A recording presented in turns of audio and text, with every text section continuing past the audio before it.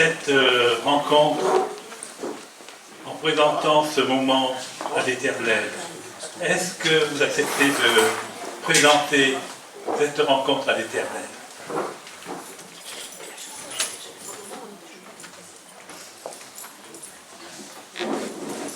Glorieux Père Céleste, toi seul est juste et saint. Tu nous as témoigné ton grand amour pour que nous devenions enfants de Dieu, parce que dans ton plan éternel, tu veux que nous soyons pour toi des adorateurs, de vrais adorateurs en esprit et en vérité. Et nous le sommes sous le gouvernement de ton esprit, à cause de ton Fils, Jésus-Christ, que tu as livré à la mort pour nous. Tu l'as ressuscité afin que nous soyons déclarés justes devant toi. Son sang nous a pardonné tous nos péchés. Voilà pourquoi nous pouvons nous tenir ce matin dans l'unité de l'Esprit avec nos frères et sœurs dans la foi sur toute la surface de la terre pour célébrer ton saint nom, pour t'apporter l'adoration qui te revient de juste droit et pour élever Jésus-Christ, pour exalter son saint nom et rendre honneur à l'Esprit de grâce et de vérité qui nous donne de t'exprimer dans la louange, dans le partage du pain et du vin et dans la communion fraternelle, la reconnaissance de notre cœur. Que tu conduises ce temps pour toi par ton esprit. Ceux qui le présentent, ceux qui apporteront la parole et nous partagerons ensemble le pain et le vin. Seigneur, que ce soit un moment de joie dans ta présence, dans la communion d'esprit avec les saints sur la surface de la terre. Maranatha. Amen. Amen. Le psaume 23 nous dit « L'Éternel est mon berger, je ne manquerai de rien. Il me fait reposer dans de verts pâturages. Il me mène à des eaux paisibles. Il restaure mon âme. Il me conduit dans des sentiers de justice à cause de son nom. Même quand je marcherai par la vallée de l'ombre de la mort, je ne craindrai aucun mal, car tu es avec moi. Ta houlette et ton bâton, ce sont eux qui me consolent. Tu dresses devant moi une table en la présence de mes ennemis. Tu as oint ma tête d'huile, ma coupe est comble. Oui, la bonté et la gratuité me suivront tous les jours de ma vie, et mon habitation sera dans la maison de l'Éternel pour de longs jours. Et je vous propose que nous chantions ce cantique qui dit « L'Éternel est mon berger, je ne manquerai de rien. Ô mon âme chante, ô mon âme chante. »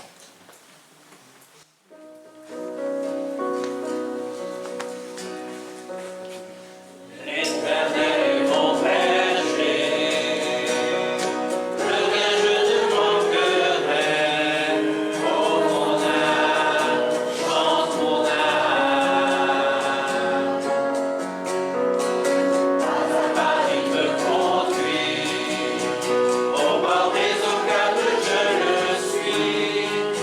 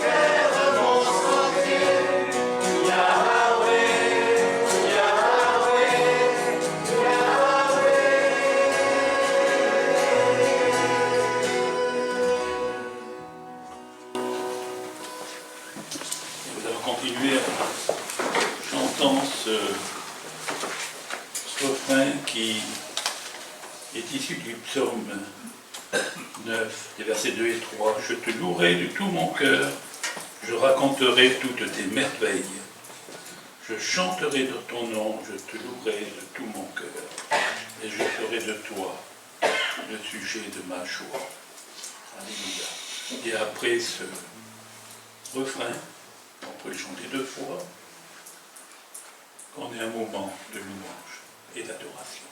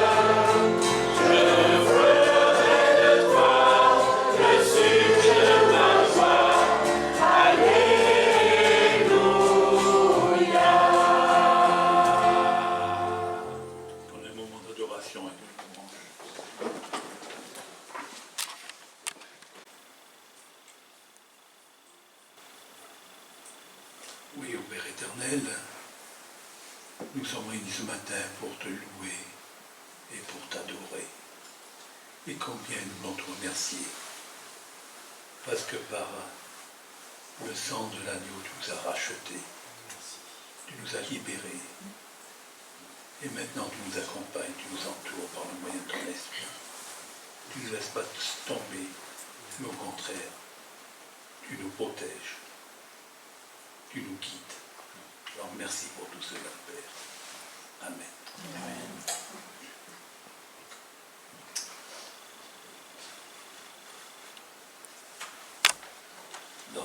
Dans un livre, c'est Une communauté irrésistible, le titre du livre. Je voudrais partager une partie, une très infime partie de ce que j'ai lu. C'est le plan de Dieu pour l'Église. Quel est le plan de Dieu pour l'Église locale?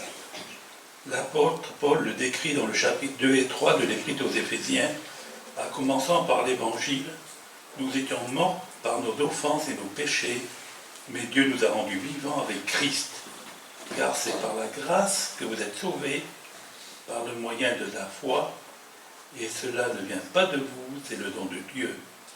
Ce n'est point par les œuvres, afin que personne ne se glorifie. Or, cet évangile ne se limite pas à notre statut, salut. Il implique d'autres conséquences hautement déstabilisantes, à commencer par l'unité. Paul, en parlant des Juifs et des païens, à la fin du 2e chapitre de sa lettre, explique que Dieu a renversé le mur de séparation, l'inimitié, parce qu'il a voulu créer en lui-même, avec les deux, un seul homme nouveau, en établissant la paix et les réconcilier avec Dieu l'un et l'autre, en un seul corps par la croix, en détruisant par elle l'inimité. Il est venu annoncer la paix à vous qui étiez loin et la paix à ceux qui étaient près. Car par lui, les uns et les autres, nous avons accès auprès du Père et dans le même esprit. Et c'est repris dans le verset 14 et 18. Remarquez bien que l'Évangile crée une telle unité. C'est par la croix que Christ a détruit leur inimité, seul l'Évangile est capable de rapprocher des peuples dont l'histoire, l'ethnicité, la religion et la culture sont à ce point différentes. Et en sautant quelques lignes, les caractéristiques qui distinguent la communauté de l'Évangile, une communauté révélatrice de l'Évangile possède deux caractéristiques qui la distinguent. La première est son amplitude. Elle inclut en effet les peuples aussi différents que les Juifs et les païens, comme Jésus l'explique dans le Sermon sur la montagne. Si vous aimez ce qui vous aime, quelle récompense méritez-vous? Si une communauté qui révèle l'Évangile glorifie Dieu, c'est notamment parce qu'elle atteint des hommes et des femmes qui, en dehors de la puissance surnaturelle de Dieu, ne seraient jamais amenés à former une communauté unie par un même lien. Car lui, les uns et les autres, nous avons accès auprès du Père dans un même esprit. La deuxième caractéristique notable de cette communauté, c'est sa profondeur. Elle ne se contente pas de rassembler des personnes afin qu'elles se tolèrent, mais les rend si engagés les uns envers les autres que Paul les appelle une nouvelle humanité et des membres de la maison de Dieu. Paul se réfère aux liens les plus profonds du monde naturel, ceux de l'ethnicité, de la famille, pour détruire cette nouvelle communauté au sein de l'Église, pour décrire cette nouvelle communauté au sein de l'Église locale. Voilà ce que je voulais partager de ce livre, que je pensais, je réfléchis à tout ça, et qui sont importantes. Cette rencontre, cette unité qui nous unit, les uns aux autres, malgré toutes nos différences, et c'est une richesse, les différences que nous pouvons avoir, mais en Jésus-Christ, on est tous unis dans le même combat. Et c'est pour ça que maintenant on va chanter, c'est par la foi que, voyant l'invisible, ils se sont levés à l'appel du Sauveur. Avec lui, rien ne semblait impossible, tant sa promesse enflammait leur ardeur.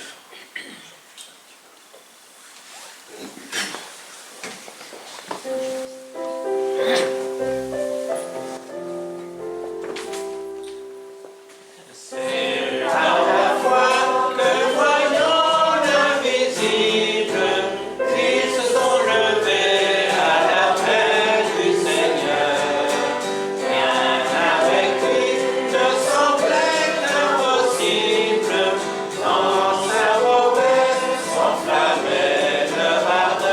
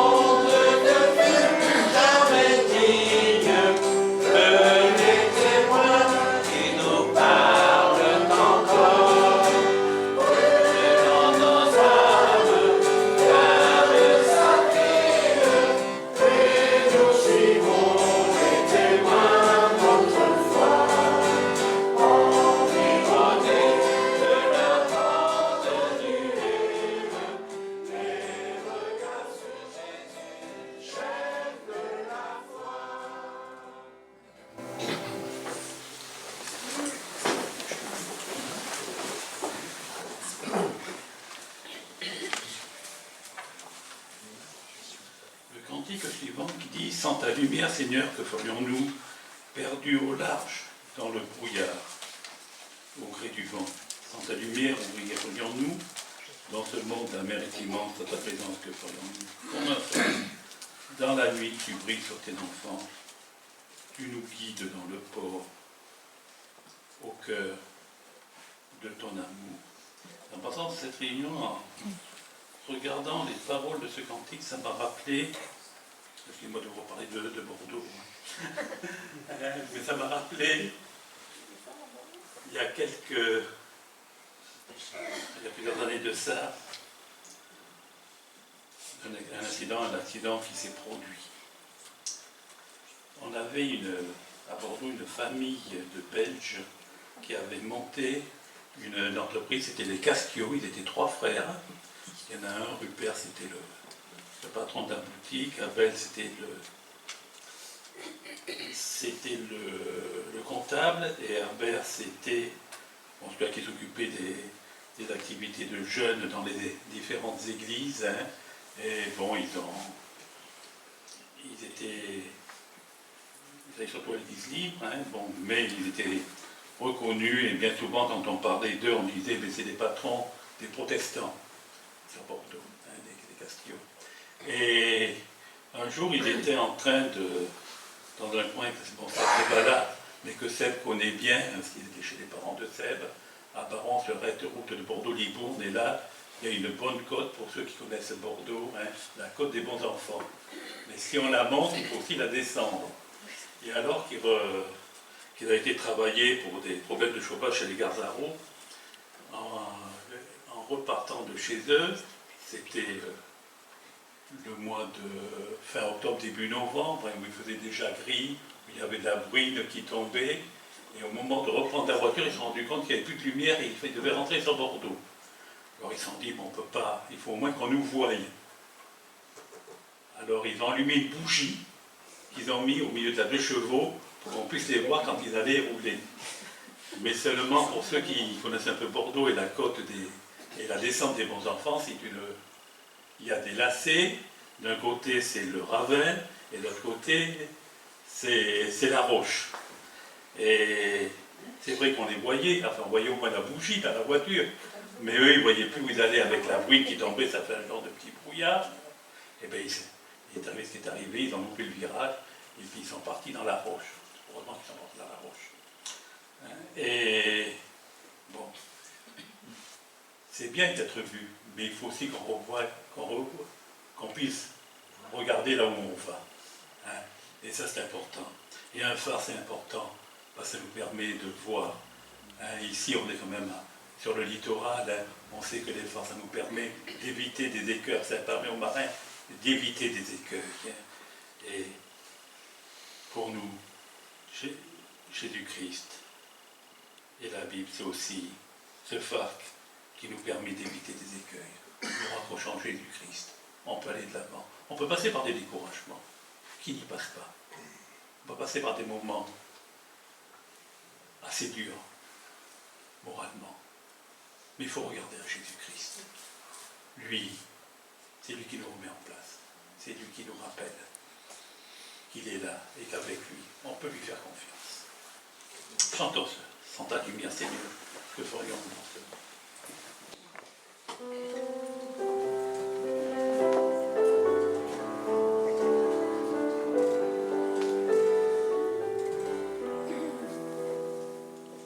Sans ta lumière,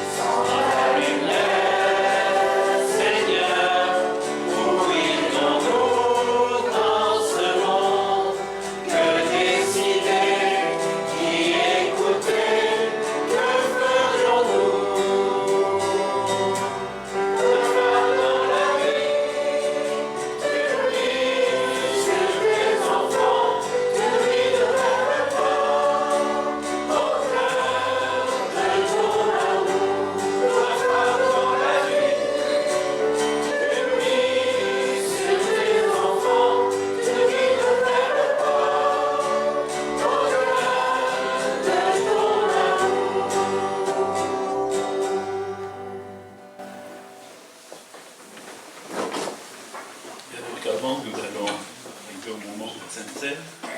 Et avant de passer le relais à Gabriel, je vous propose que nous chantions ce cantique. Faites ceci en mémoire de moi. Souvenez-vous de mon sang versé. Faites ceci en mémoire de moi. Souvenez-vous de mon corps brisé.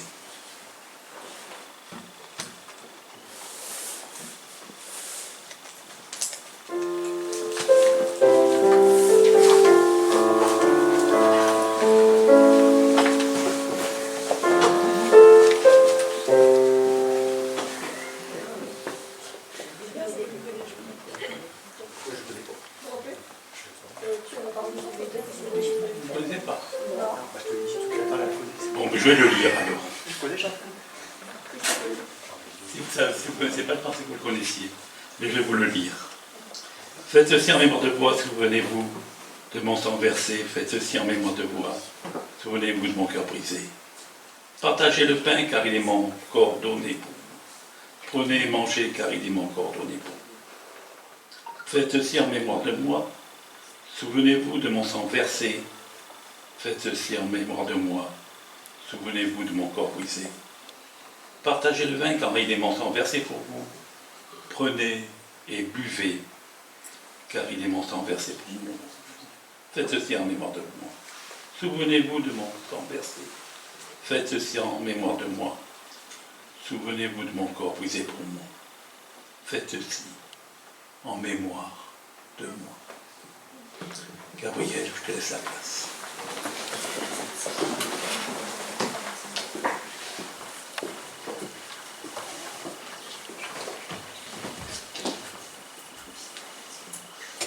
Bonjour à tous. Quand Francis a lu le psaume 8 ou 9, tu n'as pas évoqué un bout. Je lisais en parallèle dans une version d'Arby, que j'ai là sur ma chaise, que l'Éternel est assis pour toujours et il a établi son trône pour exercer le jugement sur toutes les nations, juger avec équité.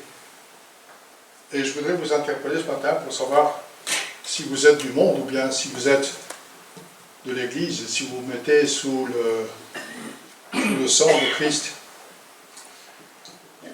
J'ai préparé hier quelques petits passages qui m'ont interpellé et je voudrais vous amener dans le Nouveau Testament, en Luc 2. Entre autres. Je vais lire, mais je ne vais rien expliquer.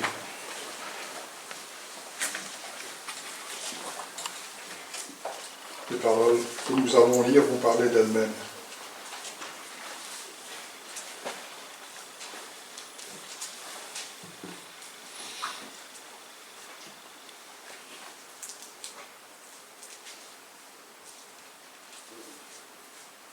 Les parents de Jésus venaient, au verset 24, Marie et Joseph venaient aussi offrir le sacrifice requis par la loi du Seigneur, une paire de tourterelles ou 2 jeunes pigeons. Il y avait alors à Jérusalem un homme appelé Siméon. C'était un homme juste et pieux. Il vivait dans l'attente du salut d'Israël et le Saint-Esprit reposait sur lui. L'Esprit Saint lui avait révélé qu'il ne mourrait pas avant d'avoir vu le Messie, l'envoyé du Seigneur. Poussé par l'Esprit, il vint au temple. Quand les parents de Jésus apportèrent le petit enfant pour accomplir les rites qu'ordonnait la loi, Simeon le prit dans ses bras et loua Dieu en disant « Maintenant, Seigneur, tu laisses ton serviteur s'en aller en paix. Tu as tenu ta promesse, car mes yeux ont vu le Sauveur qui vient de toi et que tu as suscité en faveur de tous les peuples. Il est la lumière pour éclairer les nations. Il sera la gloire d'Israël, ton peuple. » Le père et la mère de Jésus étaient émerveillés de ce qu'il disait de lui. Maintenant, nous allons plus loin en 1 Pierre. 1 Pierre 1.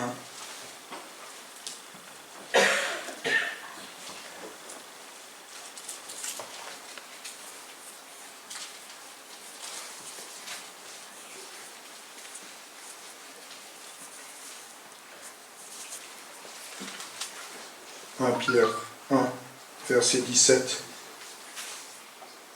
Dans vos prières, vous appelez Père celui qui juge impartialement tout homme selon ses actes. Par conséquent, pendant tout le temps de votre séjour en ce monde, que la crainte de Dieu inspire votre conduite.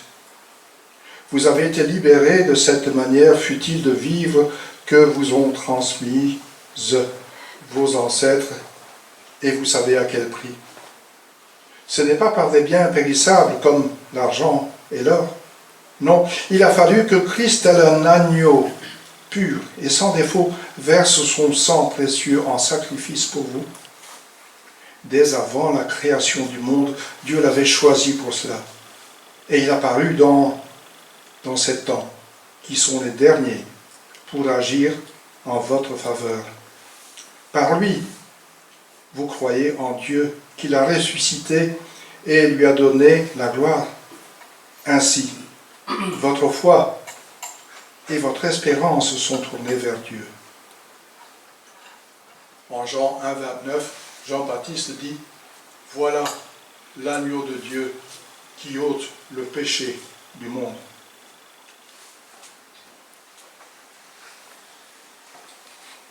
Luc 22.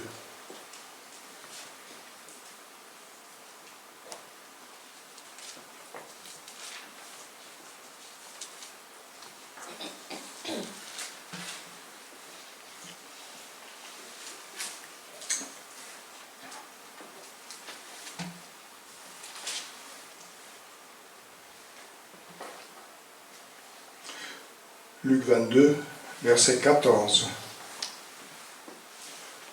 Quand ce fut l'heure, Jésus se mit à table avec les apôtres.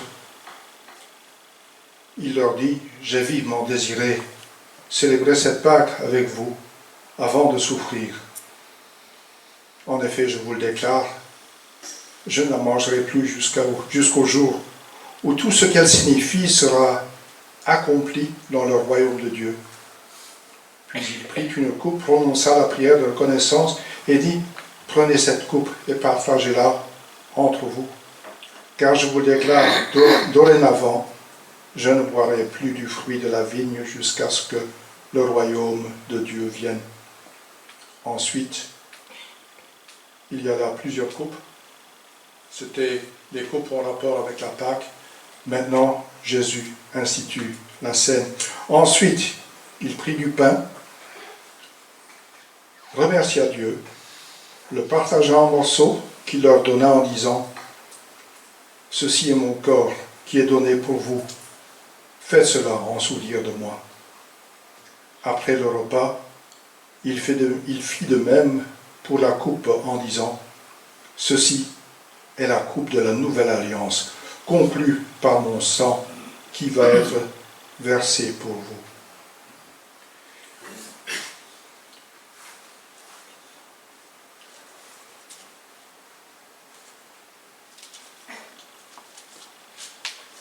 Je retourne en 1 Pierre.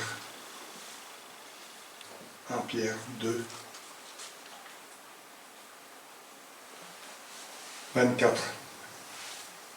Il a pris nos péchés sur lui et les a portés dans son corps, sur la croix, afin qu'étant morts pour le péché, nous menions une vie juste. Oui, c'est par ces blessures que vous avez été guéris. Et vous vous souvenez qu'en Ésaïe 53, verset 6, il est dit qu'il s'est chargé de toutes nos offenses.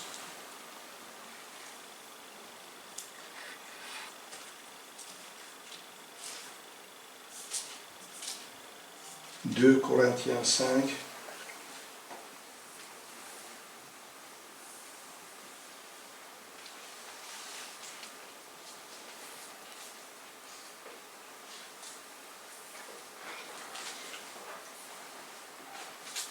la fin du verset 20.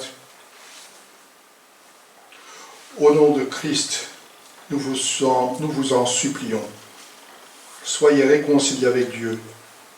Celui qui était innocent de tout péché, Dieu l'a condamné comme un pécheur.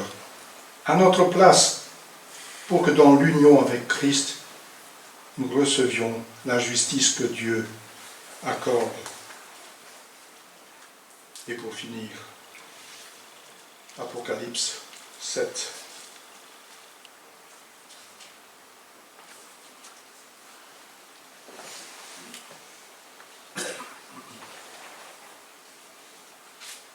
Verset 10.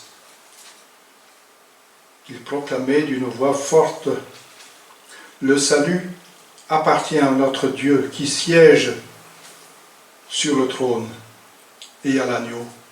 Notre salut est en Christ. Christ est le chemin, la vérité. Le chemin, la vérité, la vie qui mène au Père. Donc nous avons tous, si nous ne voulons pas être amenés devant ce trône qui est dressé dans le ciel, Dieu l'a établi pour juger le monde. Si vous ne décidez pas de passer par Christ, vous serez jugés. Vous recevez encore aujourd'hui une possibilité de vous repentir et de vous réconcilier avec Dieu en acceptant le sacrifice de Jésus. Il a acquis le salut. Il nous donne le salut. Il nous l'offre. Nous sommes privilégiés. Nous sommes une famille. Nous sommes son corps. Nous sommes l'Église. À lui la gloire. En phase avec toi, en harmonie avec toi. Oui Seigneur, remplis-nous de ton esprit, afin que nous puissions te consacrer toute l'attention que tu mérites. Amen.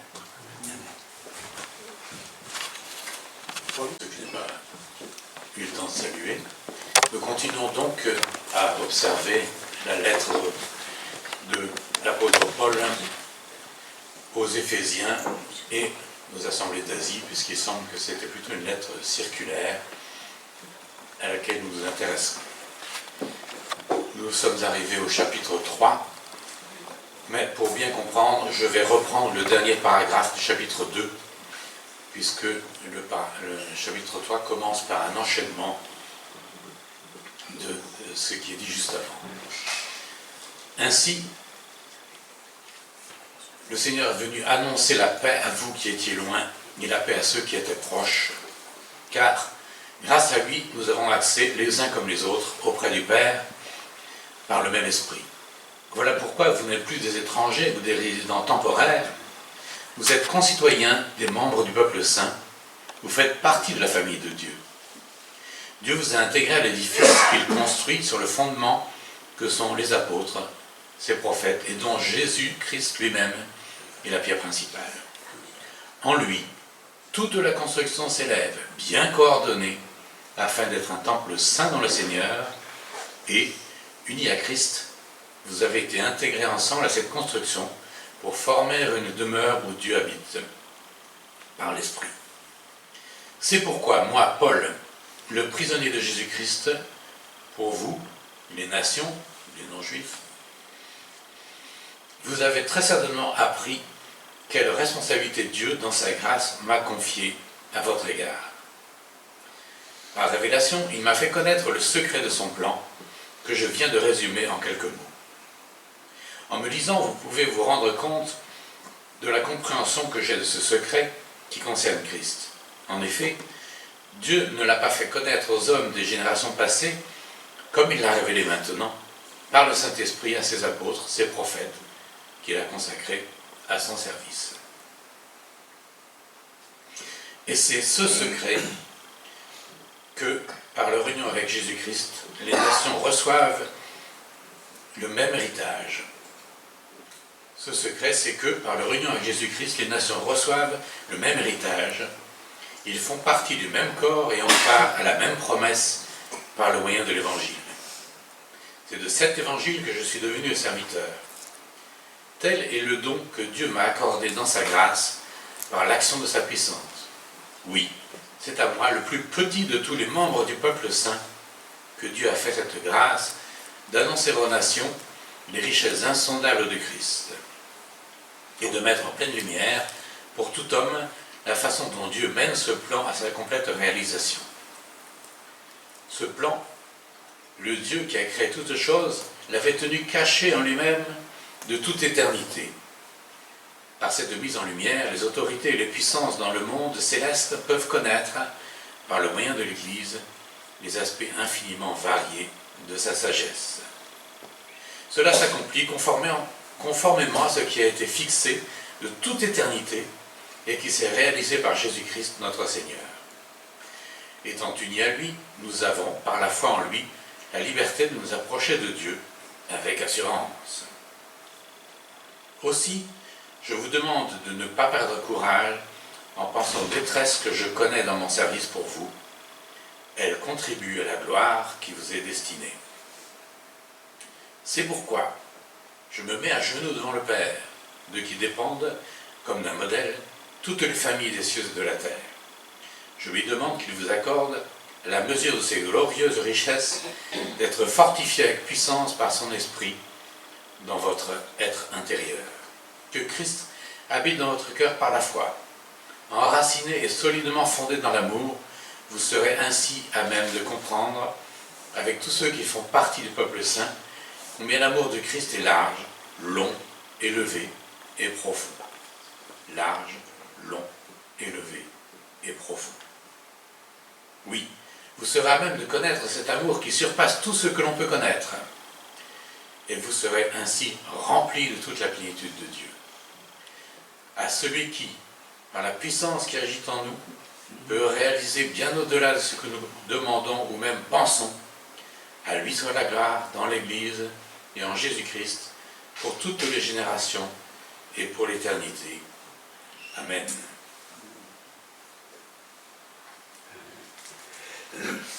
La révélation du mystère de Christ, les 4 dimensions de l'amour.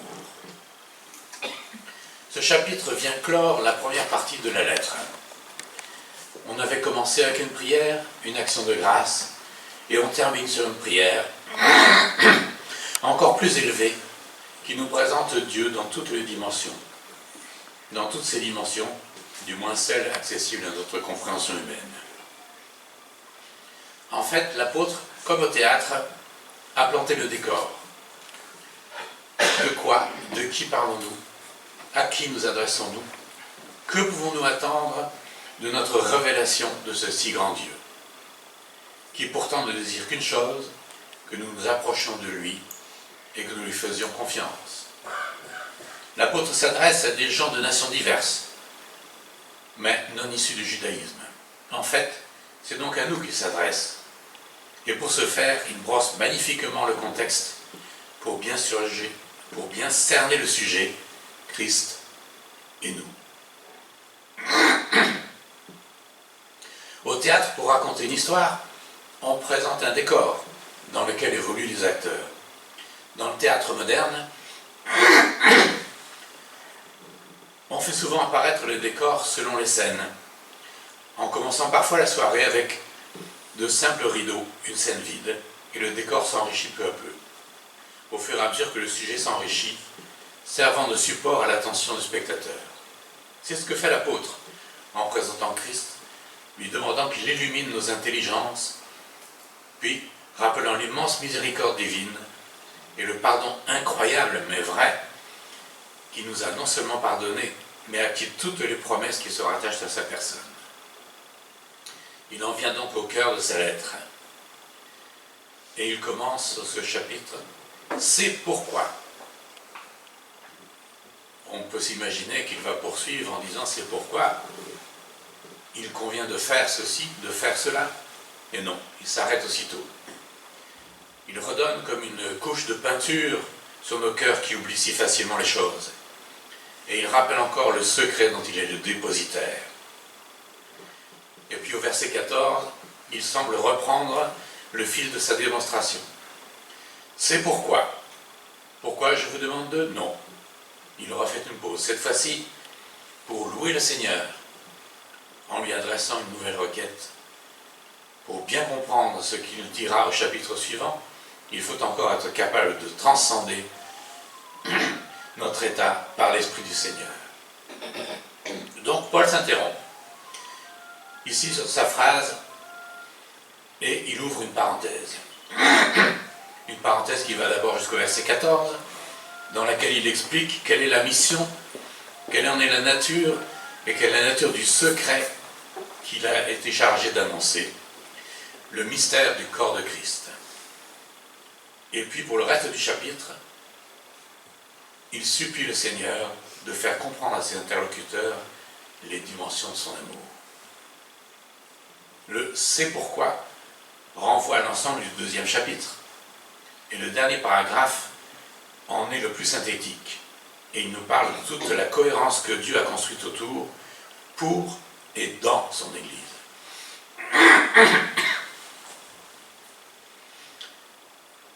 Voilà, relisons ce dernier paragraphe. Ainsi, il est venu annoncer la paix à vous qui étiez loin, et la paix à ceux qui étaient proches. Car grâce à lui, nous avons accès, les uns comme les autres, auprès du Père par le même esprit. Voilà pourquoi vous n'êtes plus des étrangers ou des résidents temporaires, des forains. Vous êtes concitoyens des membres du peuple saint. Vous faites partie de la famille de Dieu. Dieu vous a intégré à l'édifice qu'il construit, sur le fondement que sont les apôtres, ses prophètes, et dont Jésus-Christ lui-même est la pierre principale. En lui, toute la construction s'élève, bien coordonnée, afin d'être un temple saint dans le Seigneur, et, unis à Christ, vous avez été intégrés ensemble à cette construction pour former une demeure où Dieu habite, par l'Esprit. Paul a donc annoncé non seulement le mystère de l'Église du Seigneur, le mystère de la réconciliation, mais aussi l'accomplissement de prophéties, notamment émises par Ésaïe et Zacharie. Ce plan merveilleux fait donc que nous pouvons nous approcher de lui en toute confiance, sans arrière-pensée, sans a priori, parce que nous faisons tous partie du même corps, quelle que soit notre origine, notre culture et nos antécédents. Ce qui avait été caché est maintenant révélé. À l'époque de Moïse, quand le peuple a reçu la loi avec ses ordonnances, cela avait pour but de marquer la différence entre le peuple de Dieu et les nations environnantes qui marchaient selon leurs propres règles et en s'étant forgé leurs propres faux dieux, de métal, de bois, de pierre ou autre. Et le peuple avait fini par s'imaginer être les seuls que Dieu avait choisis pour être avec lui et jouir de ses bénédictions. Nous savons qu'il n'en est rien. Et cela n'est bien sûr pas vrai. Dans l'Ancien Testament, nous avons plusieurs exemples de personnes étrangères, entre guillemets, qui ont reçu la bénédiction de Dieu. Parfois d'ailleurs les seuls à leur époque. Notamment quand le peuple n'obéissait plus à Dieu. Nous pourrons citer notamment Rahab, Ruth, Naaman, la Sunamite. Comme le dit l'auteur de la lettre aux Hébreux, tout cela n'était que l'ombre des choses à venir. Hébreux chapitre 10. Mais maintenant que Christ est venu et qu'il a tout accompli, il n'est plus temps de regarder aux ombres. Et le Seigneur ainsi a révélé à l'apôtre son plan conçu depuis l'éternité, et dont nous jouissons maintenant, puisqu'il nous permet de nous approcher de lui et de son amour, dont l'apôtre nous fait ici exposer.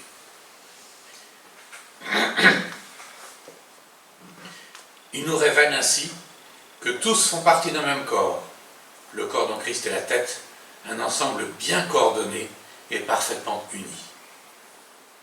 On peut aisément remarquer combien de fois l'apôtre appuie sur la notion d'être ensemble.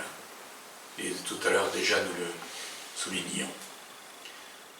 Comme il le rappelle aux Romains, au chapitre 3, mais maintenant, sans loi, la justice de Dieu est manifestée. Témoignage lui étant rendu par la loi et par les prophètes, la justice, dis-je, de Dieu par la foi de Jésus-Christ envers tous et sur tous ceux qui croient. Car il n'y a pas de différence, car tous ont péché et n'atteignent pas la gloire de Dieu, étant justifiés gratuitement par sa grâce, par la rédemption qui est dans le Christ Jésus. Aucune différence n'est faite entre les hommes. Soit on s'appuie sur la grâce divine, approuvés par l'œuvre du Seigneur Jésus à la croix, soit on reste ce pécheur qui ne saurait atteindre la gloire divine. C'est le seul vecteur qui nous permette de nous approcher de lui. Mais nous sommes donc tous ensemble. Il n'y a aucune différence entre nous. Nous sommes tous ensemble, le corps de Christ, racheté par le sang précieux du Christ. Cela nous permet de nous approcher de Dieu. Comme il le dit au verset 12, étant unis à lui, nous avons par la foi en lui la liberté de nous approcher de Dieu avec assurance. S'approcher, le mot grec qui est traduit par approcher, était utilisé pour le droit de venir dans la présence d'un souverain ou d'un Dieu. Nous trouvons ce même thème aussi en Romains 5, au verset 2. Approchons-nous donc du trône de Dieu de grâce avec une pleine assurance. Là, Dieu nous accordera sa bonté et nous donnera sa grâce pour que nous soyons secourus au bon moment.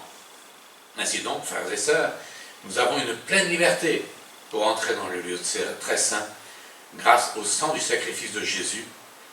Il nous en a ouvert le chemin, un chemin nouveau et vivant à travers le rideau du sanctuaire, c'est-à-dire à travers son propre corps. Ainsi nous avons un grand prêtre éminent placé à la tête de la maison de Dieu. Approchons-nous donc de Dieu avec un cœur sincère, avec la pleine assurance que donne la foi, le cœur purifié de toute mauvaise conscience et le corps lavé d'eau pure. Voilà donc ce qu'il dit aux Romains, en précisant que donc ce rideau avait été déchiré, et comme le dit l'apôtre un peu avant, le mur qui nous séparait donc de Christ, qui nous séparait de Dieu, a été aussi démoli. Et il fait là référence à un mur qui existait dans le temple et qui interdisait aux nations, aux non-juifs, de s'approcher même de la cour intérieure, la cour des Juifs. Il y avait la cour des nations, la cour des Juifs, et les nations, eh bien, elles restaient dehors en quelque sorte. Elles n'avaient aucun accès auprès de Dieu dans la tradition juive. Et voilà que tout cela est aboli. Nous pouvons nous approcher de Dieu pleinement, complètement, par l'œuvre du Seigneur Jésus. Et en Hébreux 10, il nous est également dit, restons fermement attachés à l'espérance que nous reconnaissons comme vraie, sans fléchir, car celui qui nous a fait les promesses est fidèle. Et veillons les uns sur les autres pour nous encourager mutuellement à l'amour et à la pratique du bien. Voilà donc ce que l'auteur de l'Épître aux Hébreux peut ajouter encore en nous demandant de rester fermement attachés à cette espérance que nous avons en étant unis au Seigneur. Et remarquons le contexte dans lequel l'apôtre évolue. Il est prisonnier, mais sa confiance dans le Seigneur va bien au-delà des circonstances. Elle en est même parfaitement indépendante, et indépendante de ces circonstances. Et il analyse sa situation comme étant simplement une contribution à la gloire qui vous est destinée. Cela pourrait paraître étonnant d'un tel vocabulaire. Il est prisonnier et il en fait un motif de gloire.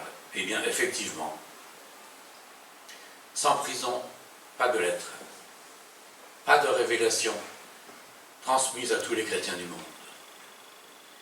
Quelle aura transpire donc de cette épreuve que traverse l'apôtre? Et il le perçoit très clairement. Son attitude n'est pas du tout celle d'un déni, faisant semblant d'être libre. Il est réellement libre dans le Seigneur. Il n'y a pas de marque là de stoïcisme. Il sait que Dieu a permis ces circonstances pour l'avancement de son évangile et pour la gloire dont il veut environner les siens. Nous ne pouvons donc être subjugués par les voies du Seigneur.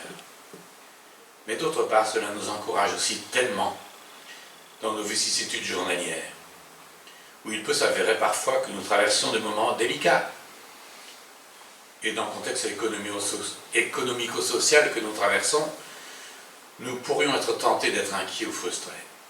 Rien de tout cela. Le Seigneur nous rappelle, nous recevrons la grâce qui convient au bon moment. Aussi, je vous demande de ne pas perdre courage en pensant aux détresses que je connais dans mon service pour vous. Elles contribuent à la gloire qui vous est destinée. Alors l'apôtre continue, c'est pourquoi. Nous en arrivons au deuxième c'est pourquoi du chapitre. L'apôtre tente en quelque sorte de reprendre le fil de ses idées, c'est-à-dire les directives qu'il a à soumettre à ses lecteurs. Mais non. Il est indispensable d'abord de se courber devant ce grand Dieu, de lui demander d'abord toute sagesse pour pouvoir comprendre à sa lumière ce que le Seigneur désire pour nous. Et en effet, sans se mettre à genoux, physiquement ou mentalement, c'est-à-dire en prière, nous ne pouvons pas comprendre efficacement ce que nous lisons dans la parole de Dieu. L'apôtre demande donc que nous soyons fortifiés avec puissance par son esprit dans notre être intérieur. L'être intérieur, un terme un peu nébuleux. Qu'est-ce que ce être intérieur? Eh bien, nous pouvons chercher cette expression ailleurs dans la Bible, et nous l'avons, du moins en grec, dans le psaume 51, au verset 6 ou 8, suivant les éditions. Mais tu veux que la sincérité demeure au fond de mon être intérieur. Tu m'enseignes la sagesse au plus profond de moi-même. Purifie-moi du péché avec un rameau d'hysope, et je serai pur. Lave-moi, et je serai plus blanc que la neige. Faire résonner à nouveau la joie et l'allégresse pour moi. Il y a donc ici un éclairage que nous avons. Cet être intérieur, ce fond de mon être, c'est là où Dieu peut nous enseigner sa sagesse, nous purifier du péché avec un rameau d'hysope, comme le dit David, et qui donc, il a la purification pour nous, elle est venue par le sang du Seigneur Jésus. L'apôtre emploie aussi cette expression dans sa lettre aux Romains, chapitre 7, verset 22. Dans mon être intérieur, je prends plaisir à la loi de Dieu, mais je vois bien qu'une autre loi est à l'œuvre dans mon corps. Elle combat la loi qu'approuve ma raison, et elle fait de moi le prisonnier de la loi du péché qui agit dans mes membres, ou qui se trouve dans tout mon être. Encore une fois, il emploie cette expression dans la deuxième lettre aux Corinthiens, au chapitre 4, verset 15-16. Ainsi, tout ce que nous endurons, c'est à cause de vous, pour que la grâce abonde en atteignant des hommes toujours plus nombreux, et qu'ainsi augmente le nombre des prières de reconnaissance à la gloire de Dieu. Voilà pourquoi nous ne perdons pas courage, et même si notre être extérieur se détériore peu à peu, dans l'être intérieur, nous sommes renouvelés de jour en jour. Et c'est ce qui importait à l'apôtre, c'est que son être intérieur, cet être renouvelé par le Seigneur, par l'Esprit du Seigneur, progresse de jour en jour. Ainsi donc, le tréfonds de notre âme, ce que nous ressentons au plus profond de nous, et non pas ce que nos sentiments de surface nous pousseraient à faire, cette loi du péché, comme le dit l'apôtre, qui contrecarre la loi de Dieu. Il s'agit donc de notre nature divine qui est renouvelée par le sang de l'agneau, et pour ce faire, il convient d'être enraciné et solidement fondé dans l'amour, comme nous l'avons dans notre texte.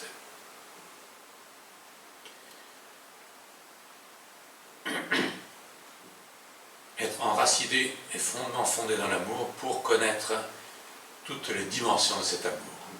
Alors une traduction plus littérale du verset 17 donnerait « pour que vous soyez enracinés et fondés dans l'amour, afin que vous soyez capables de comprendre avec tous les saints quelle est la largeur et la longueur, et la profondeur et la hauteur.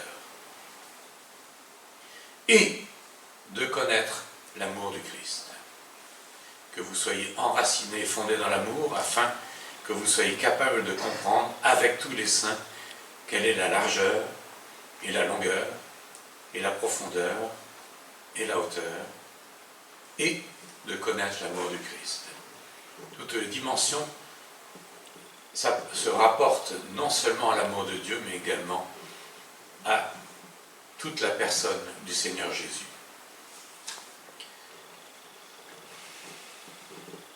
Il s'adresse d'abord à notre compréhension, par l'amour qu'il a mis en nous, de la personne même du Christ, ce qui nous amène à sublimer ce même amour. La boucle est donc bouclée. On est ainsi rempli et même débordant de cet amour. Le terme rempli, ici, signifie en même temps dominé et dirigé par. Nous sommes donc dirigés et dominés par cet amour et remplis de la plénitude de Dieu. Si on se pénètre de la prière de l'apôtre dans ce dernier paragraphe du chapitre 3. Mais est-ce toujours notre cas? Ou sommes-nous parfois de ces mendiants qui grappillent ça et là quelques haricots, quelques miettes? La fin de notre texte est absolument incroyable. Paul a consacré 3 chapitres à convaincre les chrétiens d'Éphèse et des églises environnantes que ce que Dieu a déjà fait pour eux dépasse tout ce qu'ils auraient pu concevoir. Ils sont passés de la mort à la vie spirituelle, ils siègent avec Christ dans le monde céleste, ils sont pleinement intégrés dans la communion des croyants, ils sont réconciliés avec Dieu. Or, Paul termine la première partie de sa lettre en déclarant « Ce n'est pas tout. Non seulement ce que Dieu a déjà fait pour vous dépasse vos attentes, mais ce qu'il veut encore accomplir en vous transcende également toute imagination humaine. » Et il a les moyens de ses ambitions. Alors comment demander? En nous attendant à plus que ce que nous pouvons oser rêver ou formuler. À lui soit la gloire dans l'Église et en Jésus-Christ pour toutes les générations et pour l'éternité. Amen. Voilà la fin de ce paragraphe. Toute cette richesse, Dieu veut nous l'accorder pour sa propre gloire. Dans un récit qui accorde autant d'importance à la gloire de Dieu, cela n'a rien d'étonnant. Souvenons-nous de l'introduction de la lettre, au chapitre 1.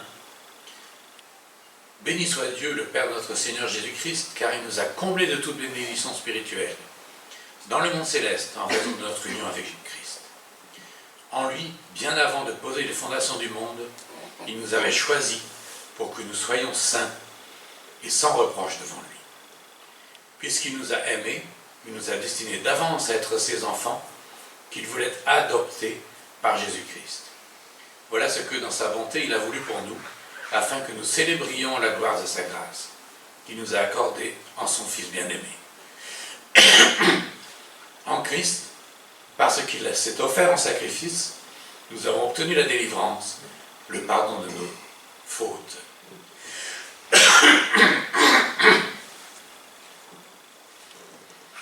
Dieu a ainsi manifesté sa grâce dans toute sa richesse, et il l'a répandue sur nous avec surabondance, en nous donnant pleine sagesse et pleine intelligence, nous ayant fait connaître le secret de son plan. Ce plan, il l'a fixé d'avance dans sa bonté en Christ pour conduire les temps vers l'accomplissement. Selon ce plan, tout ce qui est au ciel et tout ce qui est sur la terre doit être harmonieusement réuni ou résumé en Christ. Et c'est aussi en Christ qu'il nous a accordé notre part d'héritage ou que nous sommes devenus sa possession. Conformément à ce qu'avait fixé celui qui met en œuvre toutes choses, selon l'intention qui inspire sa décision, ainsi nous avons été destinés d'avance à célébrer sa gloire, nous qui, les tout premiers, avons placé notre espérance dans le Christ. Et en Christ, vous aussi, vous avez entendu le message de vérité, cet évangile qui vous apportait le salut. Oui, c'est aussi en Christ que vous qui avez cru, vous avez obtenu de Dieu l'Esprit Saint qu'il avait promis et par lequel il vous a marqué de son sceau. Ce sceau qui était apposé sur toute marchandise qui a marqué donc la propriété ou le changement de propriétaire. Ce sceau donc en signe que vous lui appartenez. Cet esprit constitue l'acompte de notre héritage en attendant la délivrance du peuple que Dieu s'est acquis. Ainsi, tout aboutit à célébrer sa gloire. Et l'apôtre qui avait introduit sa lettre en célébrant la grâce et la gloire du Seigneur, en nous comblant de ses dons, achève la plantation de son décor en précisant que, en nous immergeant dans son amour, nous serons enfin aptes à totalement le comprendre, à entrer dans le bénéfice de ses bénédictions. Il y a dans tout ce texte un crescendo constant dans la description de la personne de notre Seigneur, de notre Sauveur. Et également, il annonce qu'est accomplie la prophétie qui est rapportée par Zacharie. Pousse des cris de joie et sois dans l'allégresse, communauté de Sion. Car je viens habiter au milieu de toi, l'Éternel le déclare. En ce jour-là, beaucoup de nations s'attacheront à l'Éternel et deviendront mon peuple. Et je demeurerai au milieu de vous, et vous saurez que l'Éternel, le Seigneur des armées célestes, m'a envoyé vers vous. Une fois ces bases solidement posées, l'apôtre peut maintenant passer à la suite de son exposé, au chapitre 4, que nous verrons ultérieurement, mais dont les premiers mots sont « Moi qui suis prisonnier à cause du Seigneur, je vous demande donc instamment de vous conduire d'une manière digne de l'appel qui vous a été adressé. Soyez toujours humbles, empreints de douceur et patients, supportez-vous les uns les autres avec amour, efforcez-vous de conserver l'unité que donne l'Esprit dans la paix qui vous lie les uns aux autres. » Et en effet, après avoir observé tout ce que nous venons de voir, toutes les gloires, toutes les dimensions infinies de notre Dieu et de son amour, tout ce qu'il veut partager avec nous, ces injonctions paraissent totalement naturelles.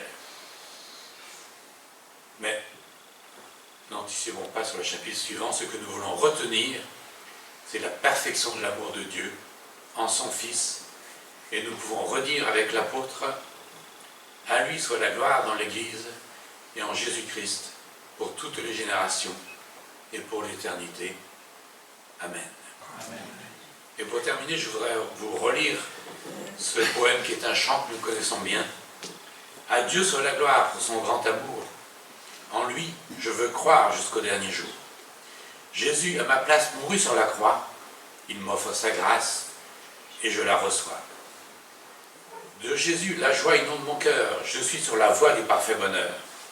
Selon sa promesse, Jésus me fera chanter d'allégresse quand il reviendra. Céleste patrie, mon cœur pense à toi. Là, mon âme unie à Jésus, son roi, bénira sans cesse le grand Dieu sauveur qui, dans sa tendresse, sauve le pécheur. Gloire à Dieu, gloire à Dieu. Terre, écoute sa voix. Gloire à Dieu, gloire à Dieu. Monde, réjouis-toi. Oh, venez au Père. Jésus est vainqueur, que toute la terre chante en son honneur.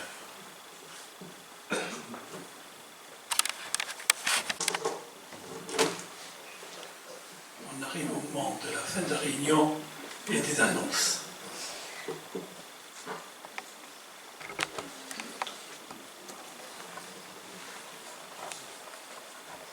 Alors cette semaine, lundi, groupe de danse chez Chantal, non? Non. C'est annulé. C'est annulé. C'est les vacances scolaires. C'est des vacances, donc il n'y en a pas. Donc il n'y a pas de groupe de danse. Jeudi à 10h, à 20h à l'église ici, la réunion de prière.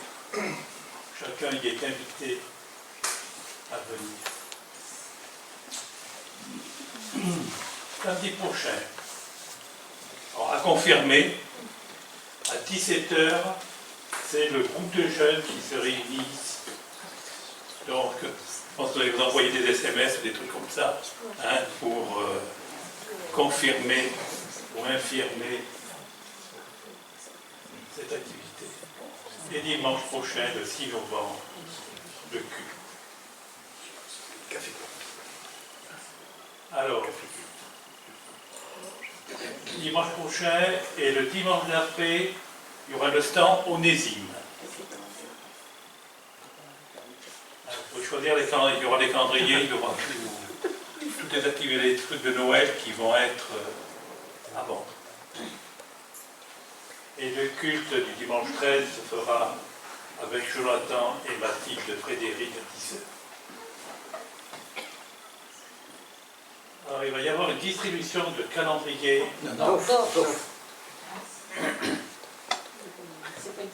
D'offres de calendrier. Distribution offre de calendrier.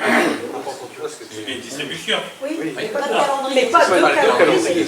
Ah, D'offres. distribution offre calendrier 2023, le 26 novembre à 9h36.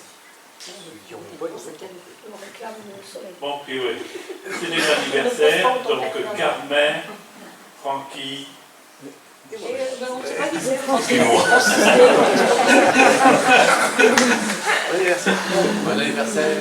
merci. Ah oui, et le week-end prochain, on est à Toulouse parce qu'on se rend au mariage Adrien Olivier Ledet qui était venu faire un été avec nous. Donc pour ceux qui connaissent, il se marie. Voilà. Avec une russe. Avec une Russe. Il n'a pas Ça n'est parfait.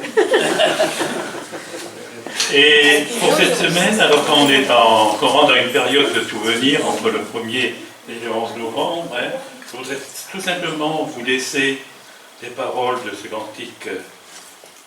Faites ceci en mémoire de moi, souvenez-vous de mon sang versé. Faites ceci en mémoire de moi, souvenez-vous de mon corps brisé. Pour vous. Je voudrais vous laisser cette parole. Et que le Seigneur accompagne chacun d'entre nous dans toute cette semaine. Bénisse chacun. Bonne semaine à tous. Merci.